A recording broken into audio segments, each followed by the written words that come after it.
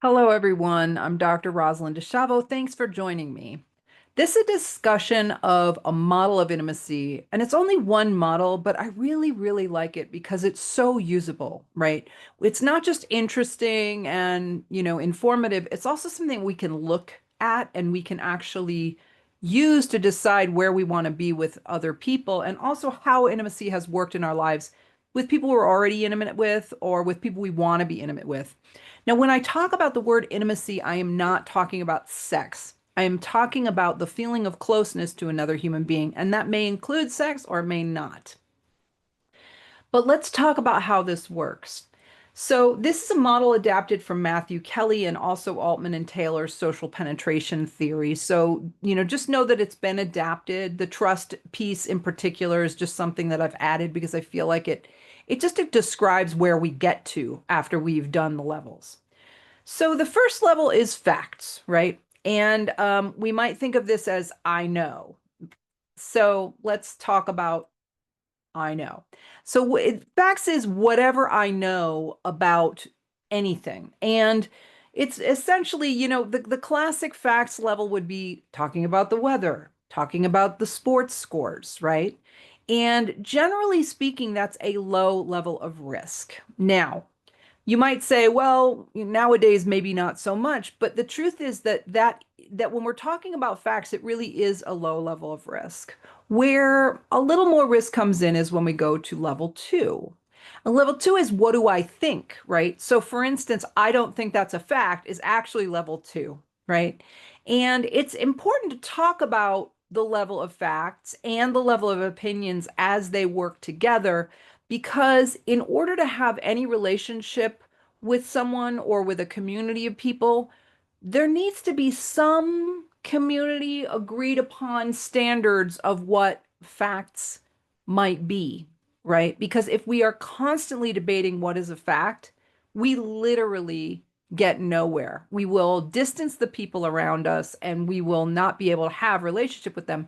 And you might say that's okay. I don't want relationship with those people, but if you do want to try and have relationship with someone else, you have to find some agreed upon space where you say these are pretty reliable facts, right?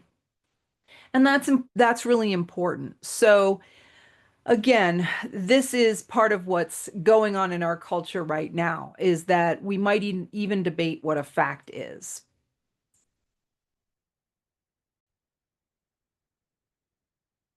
When we get to opinions, on the other hand, we're talking about what we think about things. And so these are just ideas. And for the most part, they could be a fairly low level of risk still, right? So facts, weather, sports, what have you, opinions, and particularly if we keep those opinions on topics that are not particularly controversial, we're going to be pretty safe in deciding whether or not, hey, is this person someone I want to continue to connect with? Is this person someone I want to get to know a little bit better? And we would spend some time typically on this level before we would move on to level three. So, level three is what do I feel about something? And these are my actual emotions. So I might say something like, might say, hey, how are you today? And instead of just saying, I'm fine, which would be sort of level one intimacy, level two, you might actually be honest with them and say, I'm kind of frustrated today. What about you? And they might say, oh, what's frustrating? And you might actually develop intimacy there with that person because now suddenly they know a little bit more about you. You can share negative feelings, but you can also share positive feelings. If I say, hey, I really like this particular program. What about you? And that thing makes me happy, right? Then you're actually sharing, it's a little bit riskier. You can share feelings with someone and see how they react to them, but as you can at every level in order to decide whether or not you're going to move even further and deeper into these layers. Level four is how I feel about you and how you feel about me and whether or not we share that. And this is not just, hey, I really like you. And again, when we're talking about intimacy, we're not just talking about romantic love. Any type of getting close to anybody, even if it's a family member, a child, right? A parent, anybody. It could be a friend, okay? It could be a colleague. But we might say, hey, I really like you. I want to get to know you better. And that could be romantic or it might not be. But that's something where we're taking a bigger risk and we're telling someone how we feel. Of course, the big one we always think about is I love you, who says I love you for the first time in some kind of romantic sense. But there are other ways that we take big risks when it comes to level 4 relationship, like, I think you're the best friend that I have. That's actually risky because that person might say, "Oh, thank you," and not really return that, right? Or they might be like, "I feel the same way. I felt that way the minute I met you." So that's kind of cool. But also, in terms of sharing the negatives, I got really angry with you last week because you did this thing, or, I really am frustrated with the fact that you don't ever show up on time. Those are level 4 also. So whether it's a positive feeling, a negative feeling, or something in between, the fact that we're willing to share about each other or that I'm willing to share about you, that's going to risk the deeper levels of intimacy. That's really kind of the deepest level. And once we do all of that, and the person has proven trustworthy at each level, then we get to trust. Then we get to trust. So there's a few things to know about trust and also risk and how these two things are different. We'll talk about this in a second. So the previous steps create this deep sense of knowing someone so that we can trust who they are and what they'll do. This is not paradise, right? So what do I mean by that? Well, just because I feel intimate and closer to you does not mean that now we're in la la land. It could mean now we get the good and the bad together. That is intimacy. That is knowing someone and being close with them. And even though the difficult parts are difficult, they also make it more worth it. They deepen the relationship itself. Now, there's lots of ways this can go wrong. One of the things that I want to talk about first is risk is not trust. Okay. So we can be at level 1, and let's go back to level 1 here. We could be at level 1, and level 1 is just facts, right? And we could start there. But if we want, we can try and risk to level 2. But we're not trusting yet because there's really nothing to trust.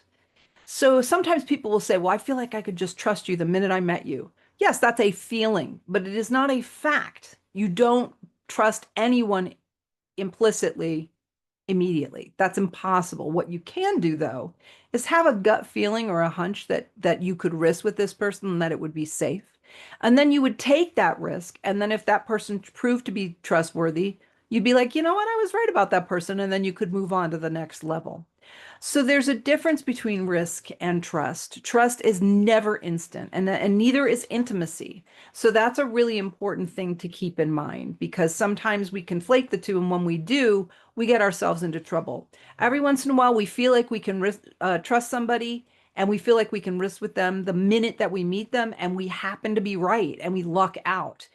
But a lot of times we're not so lucky. So if we want to do this in a little bit more cautious way and also a way that sort of builds a sane trust over time, we can go through these levels and just risk facts at first and then some opinions and then some feelings and then maybe feelings about that other person. And at that point, if that person proves that they are trustworthy on multiple levels, then we're good. But another thing to note about is that trust is not monolithic. And what do I mean by that? It's not one thing.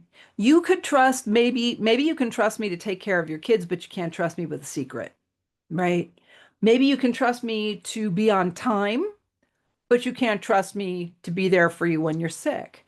So there are lots of different pieces to trust, and we have to think about that because if we decide this person is 100% trustworthy, we are always going to be 100% wrong.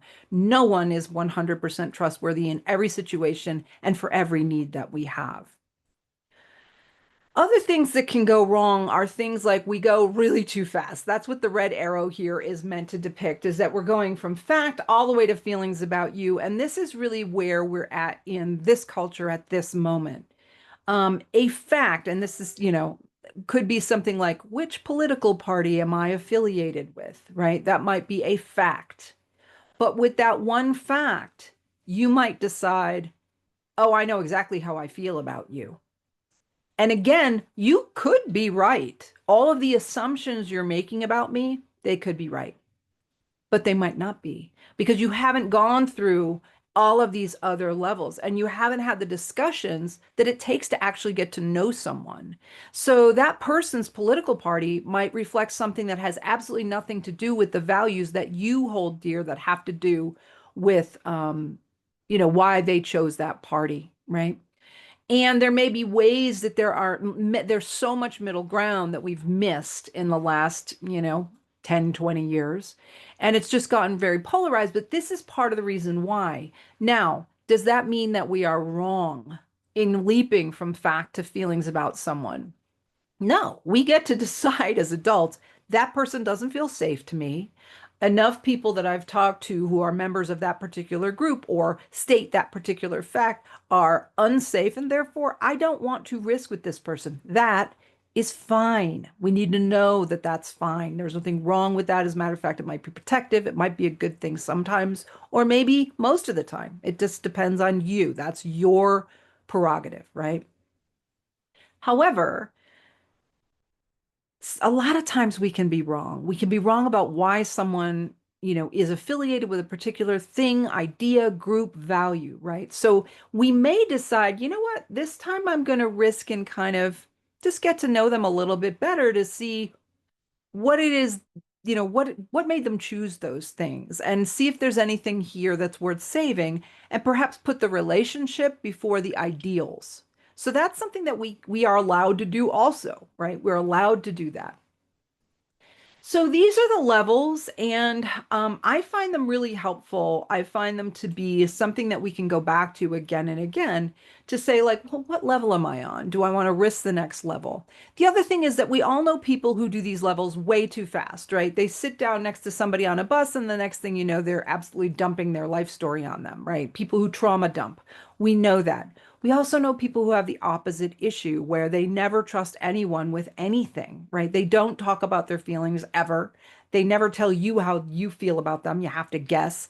And you might be the kind of person who's really compassionate and just fine with that. And you're willing to just sort of, just know, well, I know how that person feels about me. I don't need to hear it. Or you might get really sick of it, right? So we all know people who are on the extreme ends of how they do this in terms of timing. But the rest of us, we might want to try to just go through these a little bit slowly and cautiously, right? And see how that works for us. If we trust someone with a relation at level 4 and they maybe have an ambivalent response, we might want to go back to level 3 or even level 2 and see how that goes for a while before we decide to venture further, if we ever do, right? The other thing, this is diagnostic, right? If you know a couple and all they talk about is the kids, the laundry, when this needs to be done, when that needs to be done, they are on level 1 and they're basically estranged, right? Especially if that goes on for too long. If it's a few days or something, it's one thing. But if that goes on for a really long time, you can pretty much guarantee that those people are estranged. Um, okay, so that is a basic levels of intimacy discussion. I hope you find it helpful. Like I said, it's not the only model out there, but I do find it very useful, and I hope that you do too.